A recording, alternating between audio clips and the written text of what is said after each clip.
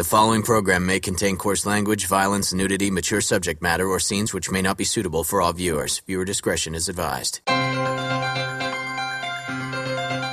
This is the X-Zone Broadcast Network, broadcasting worldwide on broadcast affiliates and satellite program providers, including CNN Broadcast Network, Sirius Satellite Network, Star Media, Good News Radio Network, Angel Broadcast Network, Wiki Broadcast Network, and WPBN TV.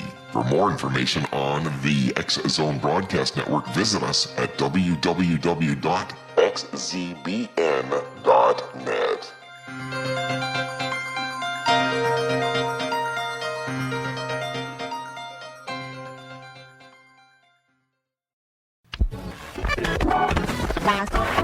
All Hit Radio.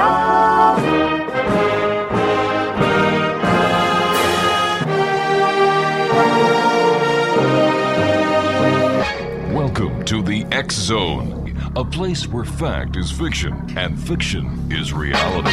Now, here's your host, Rob McConnell.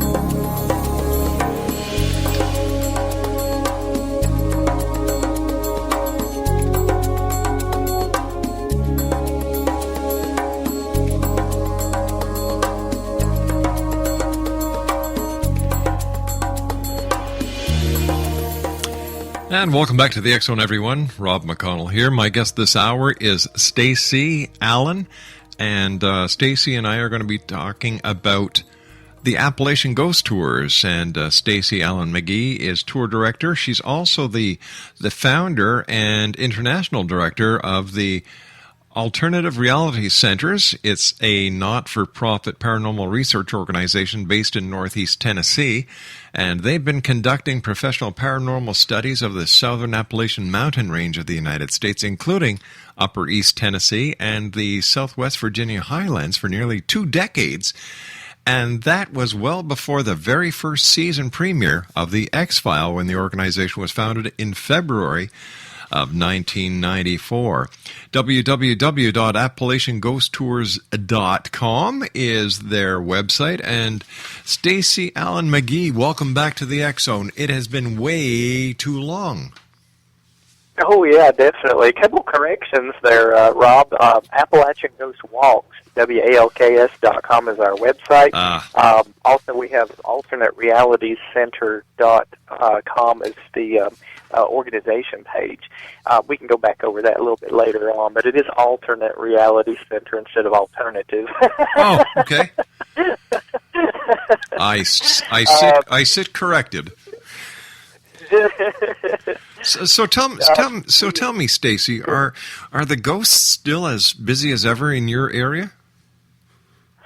Well, Appalachian Ghost Walks was born 10 years ago when, after we had performed research and investigation to date in more than 200 state, local, and federal historic sites, to let people know as a sort of a public awareness program through the ARC, or the Alternate Reality Center, the results of our findings in these investigations, which were really just simply too good to keep to ourselves.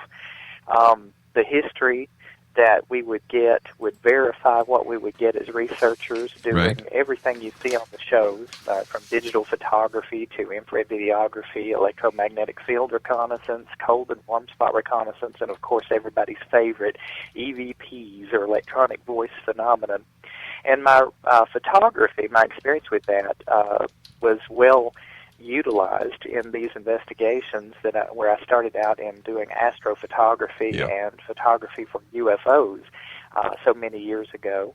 And so we were able to bring that to the plate and be able to utilize that and all that knowledge in these investigations as well. So we've had quite a run. Go ahead. No, I was listening. It's very interesting.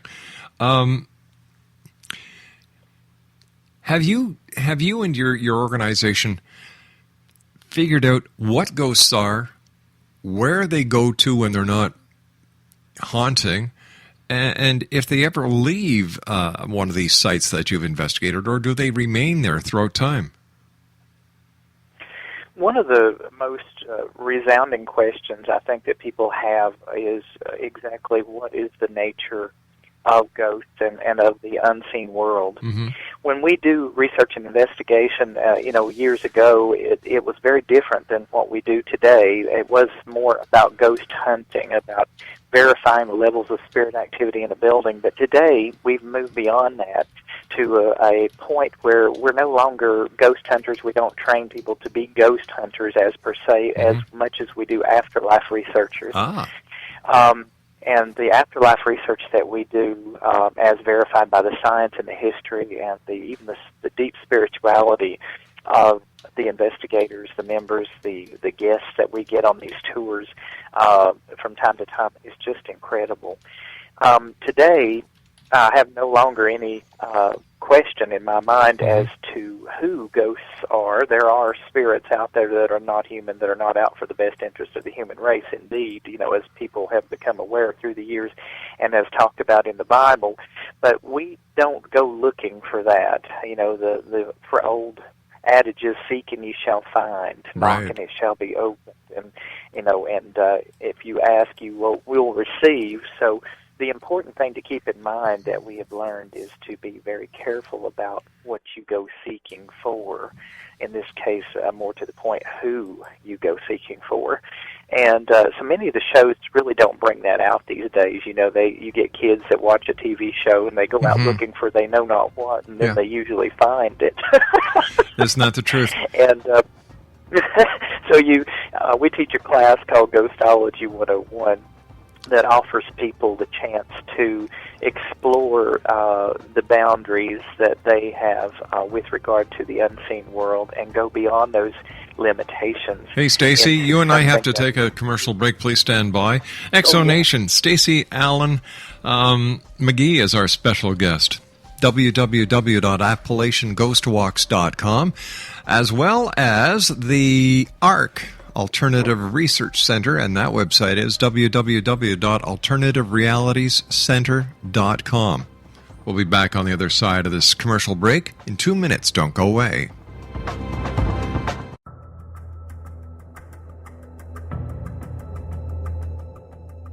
Modern Esoteric, Beyond Our Senses by Brad Olson, consummates the lifology story about where humanity originates.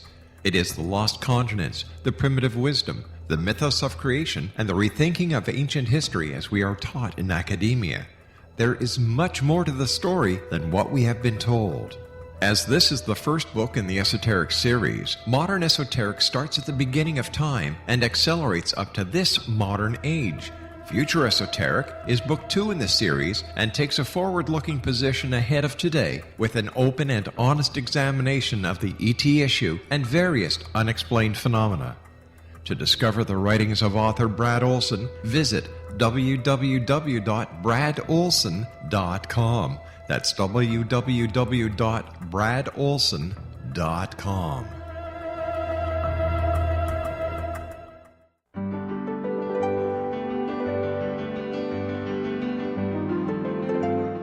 Named one of the world's greatest psychics, Elizabeth Joyce is now giving readings worldwide via Skype.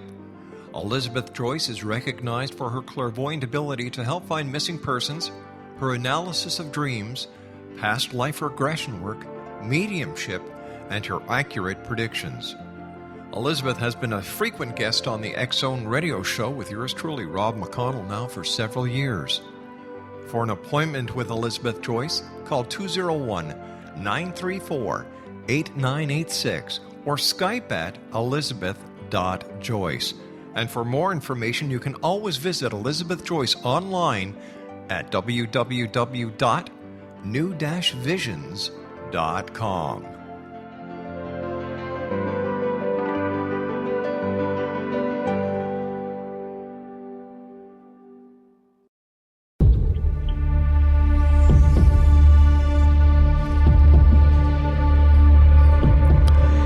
www.appalachiaghostwalks.com is one of the websites where you can find out about Stacey Allen McGee, who is the tour director for the Appalachia Ghost Walks, and also the ARC, Alternate Realities Center, at www.alternaterealitiescenter.com.